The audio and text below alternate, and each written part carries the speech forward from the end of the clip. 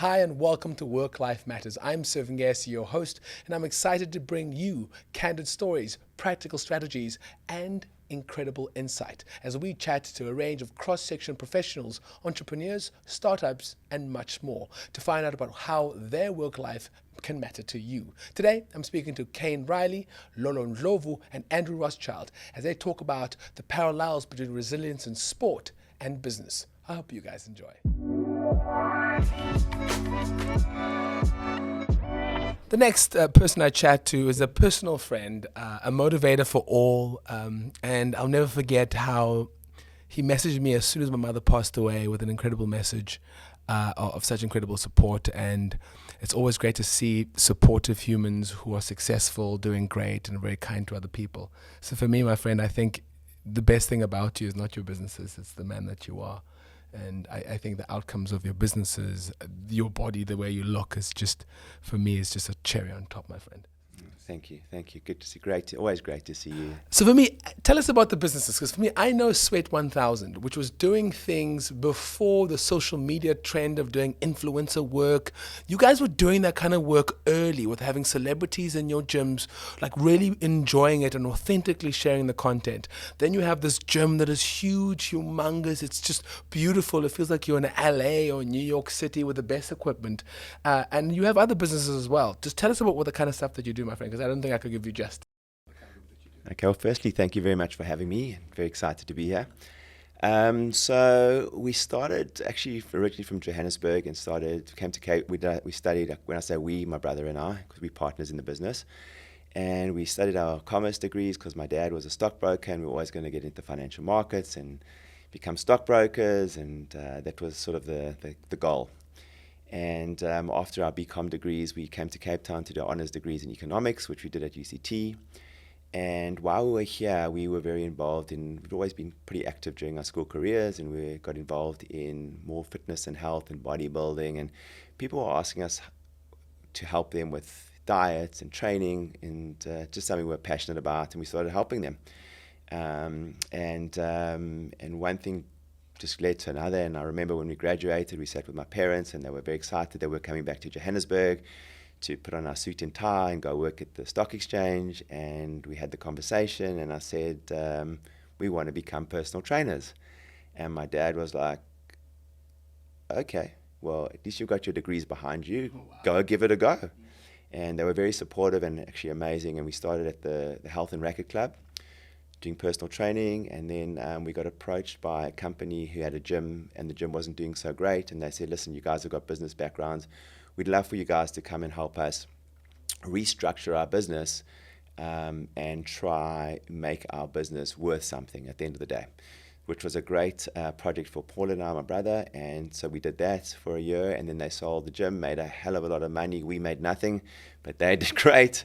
And then we decided it was time to open up our own place. So we opened up a smaller personal training studio, and that grew. And you know, the whole process of being involved in the fitness industry has just been, for me, I'm so passionate about it. And as I've got more and more involved, my passion comes from seeing other people succeed. And I think whether it's in fitness, whether it's in business, whatever it is, I love to see people. It drives me, it motivates me. Waking up in the morning, people go, how do you wake up every morning and be like, don't you want to just sleep in? And I don't. I want to see people who get, like this morning I taught at 5:45, people in the class who their biggest goal was to run on a treadmill, because they've only been on a bicycle before, and today they ran. So to me, that drives me, it motivates me, it inspires me, and it wants me to be better and pushes me to be better. And it makes me appreciate the smallest little things. And you and I both have a lot of friends that are unable to exercise the way that we are. And it's those kind of things that we need to appreciate every single day. So if you can appreciate your health, your family is everything. To keep those people that are close to you, because those are the real people that want to see you succeed in life. And the business just grew, and then Sweat 1000 started in 2010, so it's 13 years this year. It's actually our bar mitzvah. Mazel tov. Shalom. So and Sweat started, as you said, it started in the early days. I think Instagram, I don't even know if it was around in 2010, but we had a lot of celebrities coming, and still to this day we have so many celebrities come. And when we talk about the word celebrity. Celebrity is people that inspire others, and that's really what a celebrity is, because people are watching you, you're a public figure, and doing something. When you as a celebrity do something, it inspires other people to want to do the same thing. So we've had a lot of pro athletes. In fact, we actually had the Secret Service at the gym the other day, because the President of the United States' daughter-in-law was at us. It's always entertaining and fun and exciting, and I think that's the nice thing about it. So I think with business in general, it's really important to do something you love, something you're passionate about, and something where you can make a difference. And that to me is really important. So we try to do as much charitable stuff, especially with kids. And I heard you talking earlier, like if we can help kids in the smallest little way. No kid deserves to not have shoes to go to school, or to have to duct tape their soccer boots, or no one deserves that. And if we can help in smaller ways to try and inspire those kids, because it brings out the best in people when you just take a little bit of what you're able to give and give to others. So how have you taken this bodybuilding, like elite athlete side, and how have you taken that and put it into your business side? Because for me, the discipline, the hard work, the working smart, that's all involved in it. But how have you taken the side of being a sportsman, an elite sportsman, and taken it into business, the parallels of those two worlds? Yeah. So I think for me, it's work ethic.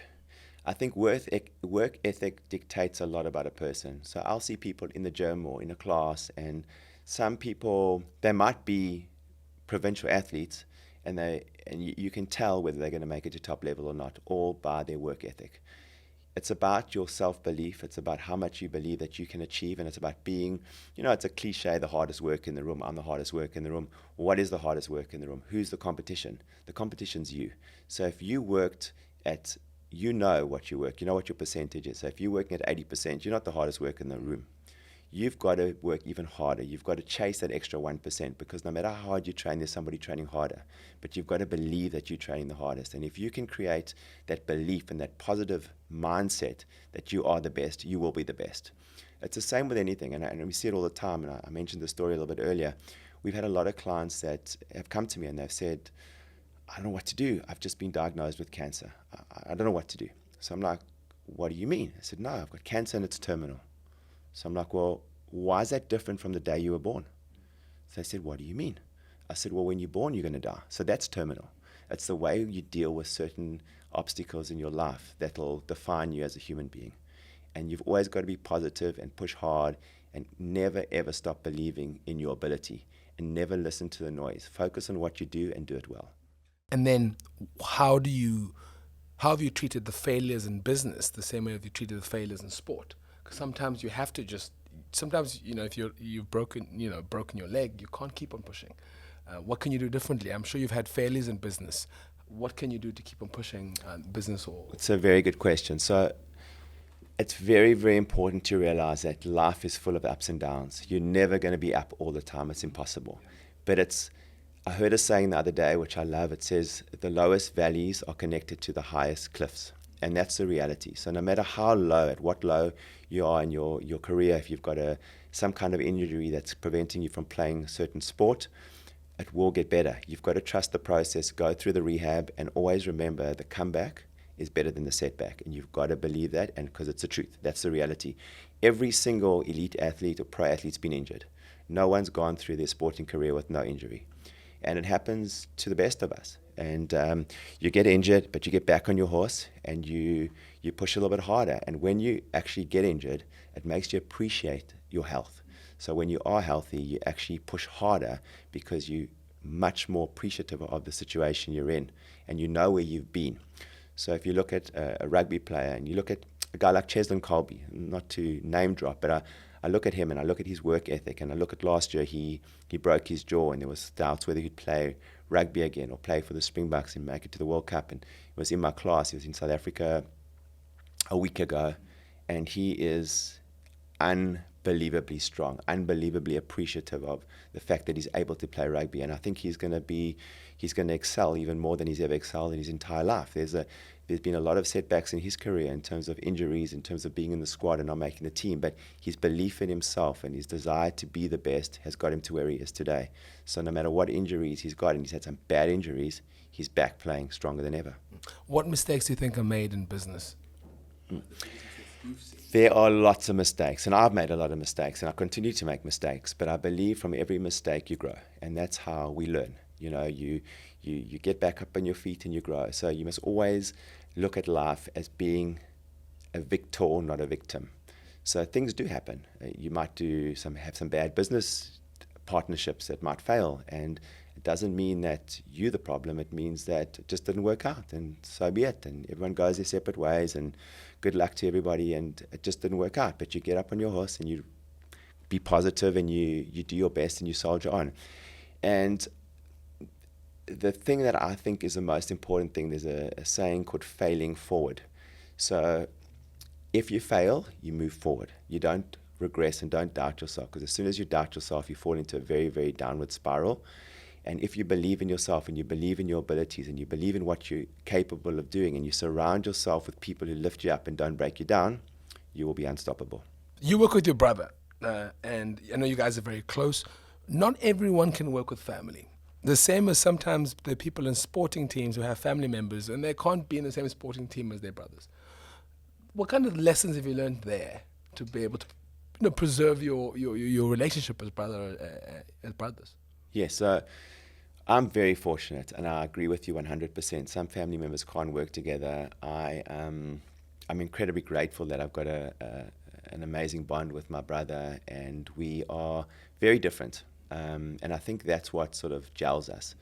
I'm a lot more extrovert, whereas introvert. He's got a lot more hair. I don't have hair, but I think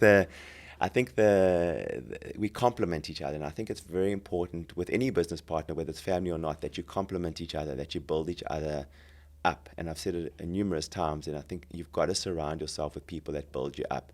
So whether it's family, or even if it's not family, or people I've seen it so many times where people get into business with close friends, but they're so similar to one another, and it becomes a competitive environment, and it shouldn't be competitive.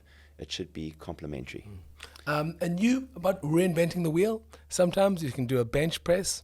You can do a bench press continuously, and it is the one to do. And people always keep on try and reinvent the wheel.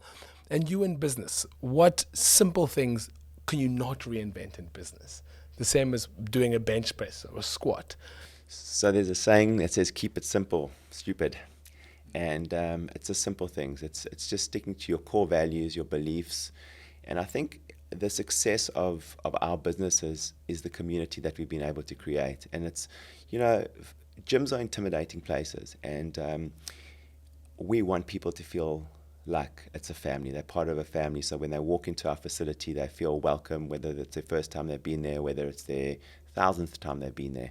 And in terms of reinventing the wheel, obviously you've got to stay in touch with what's going on with technology and the latest training techniques, and that's really important because you've got to stay ahead of your competition. And but in terms of creating an environment that people feel safe and comfortable and a positive environment, you've just got to stick with the old adage of keep it simple. If you had any advice to any young person who wants to get into the industry that you're in, because parents a lot of the times be like, no, there's da-da-da-da, what kind of advice would you give any young person, girl, boy, whoever?